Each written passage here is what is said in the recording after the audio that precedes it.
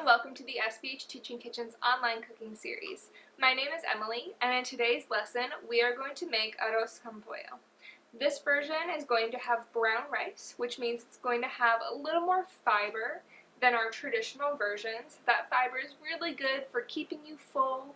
It helps control your cholesterol levels, and it can help control your blood sugar levels as well. So it's really important to get that fiber wherever we can.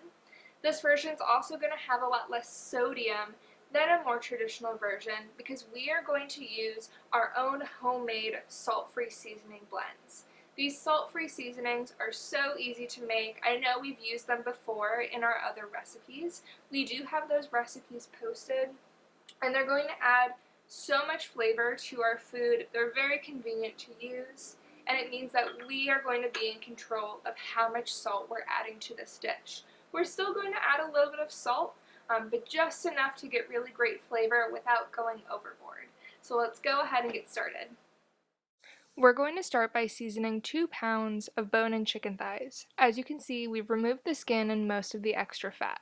Season that with 2 teaspoons of salt-free adobo seasoning and a 1/4 teaspoon of salt. Once you're done, preheat your pot over medium-high heat and add 2 tablespoons of oil.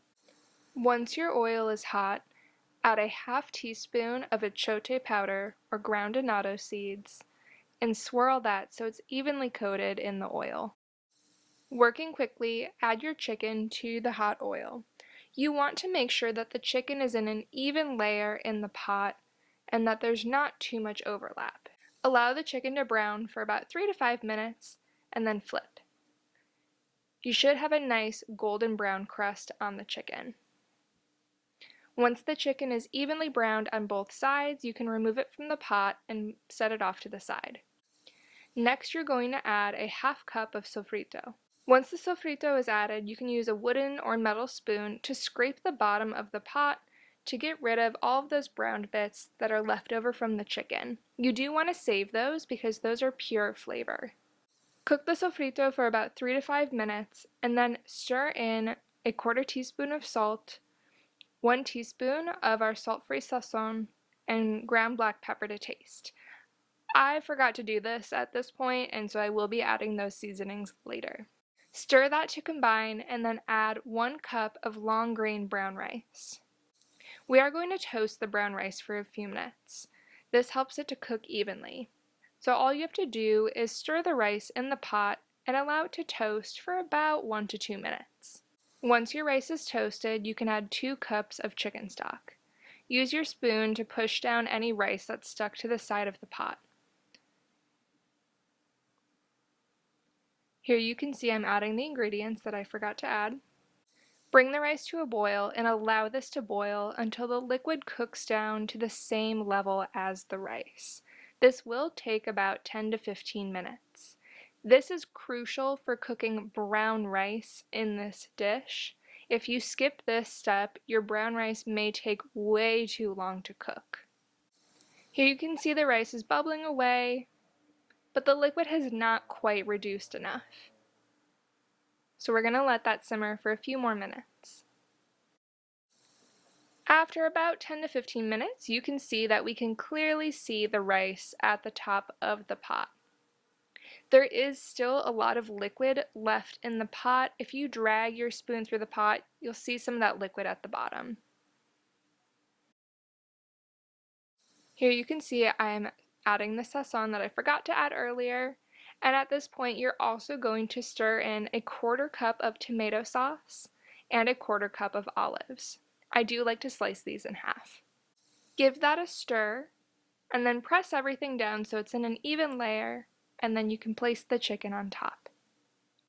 Cover your pot with a lid, turn the heat down to low, and allow to simmer for about 40 minutes. While the rice is cooking, I just have a quick note about the chicken stock. Most chicken stock is really high in sodium, so I recommend choosing one that's unsalted, or you can find sodium-free chicken bouillon. Be careful, this does have potassium chloride added to it, so if you have kidney problems, you probably want to avoid this. Otherwise, these are both great options, or you could always make your own unsalted chicken stock at home. After your rice has been cooking for 40 minutes, you can go ahead and add 1 cup of frozen green peas if you'd like. This is an optional ingredient. You could also add a can of drained pigeon peas. I like to add these at the end because you do want that nice pop bright green color, and if you add these at the beginning, they will turn more of a muted green color. At this point, if your rice is fully cooked, put the chicken back on the rice, place the lid on top, and allow to sit for about 5 minutes just for the peas to heat through. If your rice still needs a few more minutes to cook, like mine does, I'm going to leave this on low heat for another 10 to 15 minutes to allow the rice to finish cooking.